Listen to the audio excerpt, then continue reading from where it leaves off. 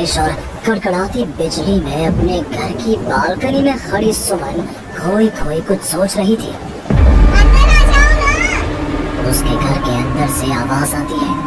तब भी सुमन काले अंधेरे में खड़ी न जाने किसका इंतजार कर रही थी, जिसमें से एक औरत अपने 2 बच्चों के साथ उसके पास वाले घर में लाल रंग की एक कार से उतरती है और बारिश में भागती हुई सामने वाले घर में चली जाती है।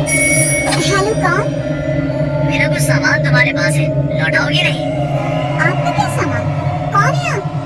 और मैं तो इस घर में कुछ सेकंड्स पहले ही आई हूँ। आपको यहाँ का नंबर कैसे पता चला?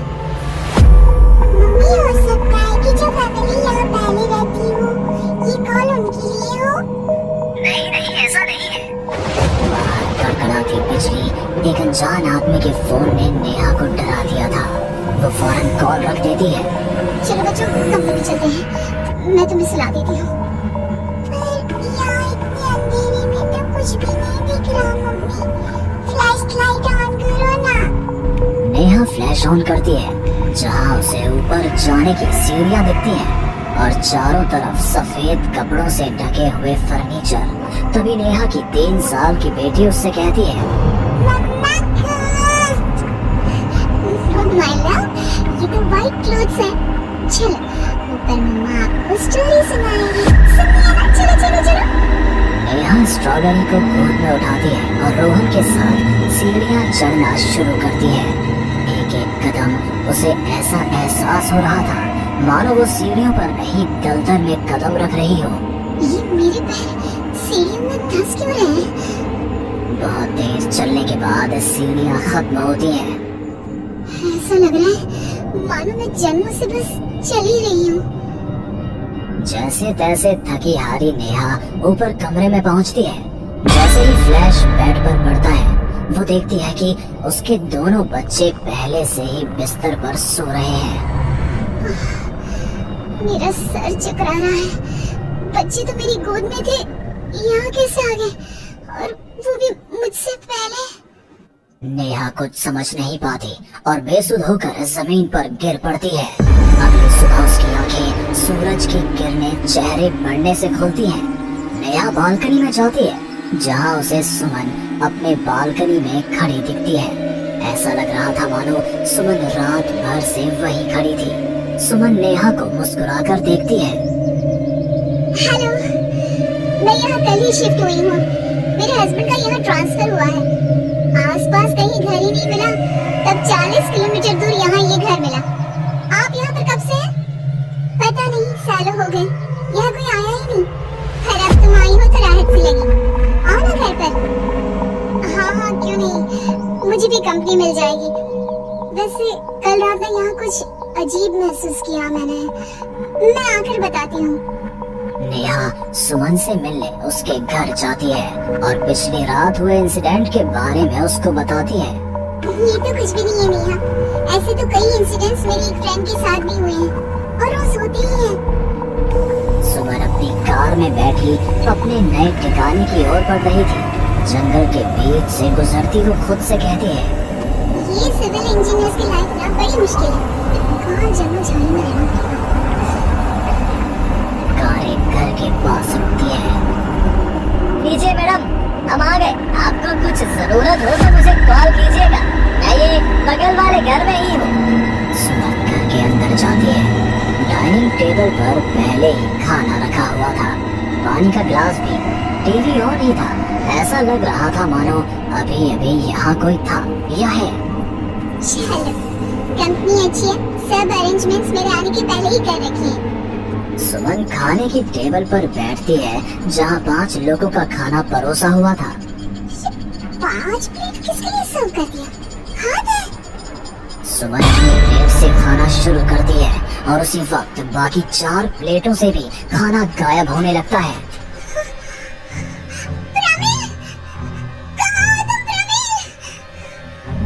सुमन भागती हुई अपने ड्राइवर के घर पर जाती है। सुमन क्या देखती है कि प्रमिल जमीन पर गिरा हुआ है। फर्श पर हर तरफ खून ही खून। प्रमिल के मुंह से भी खून आ रहा था। वो कराहता हुआ कहता है, मैम यहाँ रूहें रहती है, ये आपको भी नहीं छोड़ेगी। ये कहते कहते ही प्रमिल दम तोड़ देता है और सुबह के 11 बजे अचानक ही अंधेरा छा जाता है। चारों तरफ से अजीबोगरीब आवाजें आने लग जाती हैं।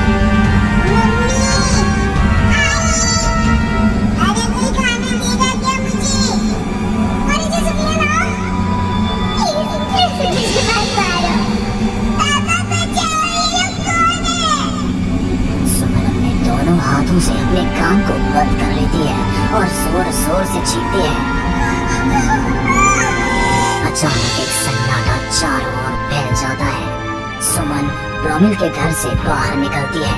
चारों ओर घुप अंधेरा, वो भी कुछ देख नहीं पाती और वापस अपने घर की ओर लौट आती है। इससे अच्छी तो मौत होती। ये मैं कहाँ फंस गई? मम्मा गोदी। अरे सुमन, क्या मरने वरने की बात करती रहती हो? जाओ मेरे लिए चाय बनाओ। ये कौन बोल रहा है? तभी अचानक से घर की लाइट्स ऑन हो जाती है। सुमन देखती है कि वो किचन में है। उसके ठीक बगल में एक औरत, जिसके बाल उसके चेहरे की ओर थे, गैस के फ्लेम में अपने दोनों हाथों को पका रही थी।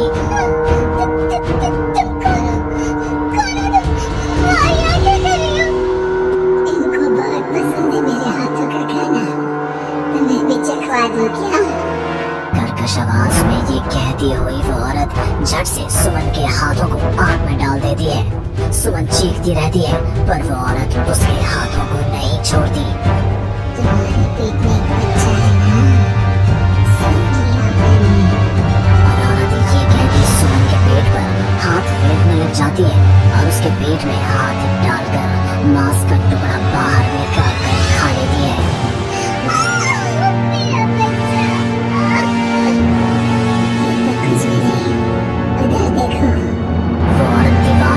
इशारा करती है।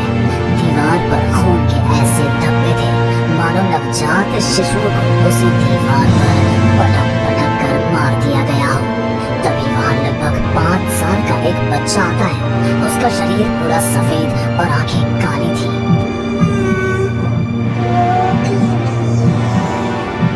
वो औरत अपने आग में सेके हुए हाथ को वहीं पास में पड़े चाकू से काटकर बच्चे को खाने को दे देती है। सुमन तो समझो अब मर ही चुकी थी। इतना कुछ देखने के बाद कौन ही जिंदा रह सकता था। अब उसका शरीर भी गवाही दे रहा था। एक कदम भी चलना मुश्किल था। वो दीवार को पकड़ पकड़ कर बाहर हॉल में आती है, जहाँ डाइनिंग टेबल पर 5 लोगों को बैठा देखती है। बिना सर का एक आदमी टेबल पर अपने बीवी और 3 बच्चों के साथ बैठा था। सभी सुमन की ओर देखते हैं।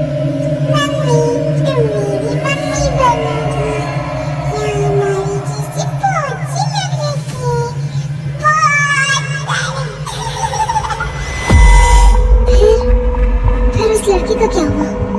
वो अब जिंदा है? हाँ, उन लोगों को एक जिंदा इंसान भी चाहिए था जिसे वो रूही रोज मारे। रोज पता नहीं कितनी ही रूहें हैं, आज भी 1-2 तो दिखी जाती है। वो लड़की तो बस निकलने का राह ढूंढ रही है, पर वो निकलेगी कैसे? क्या कोई तरीका है? हाँ, किसी और को उन रूहों के हवाले कर देना यही एकमात्र रास्ता है। तो उसने किसे उन आत्माओं के हवाले किया? किया नहीं, आप करेगी। तुम्हें ये वही करे और वो लड़की मैं हूँ। अलविदा।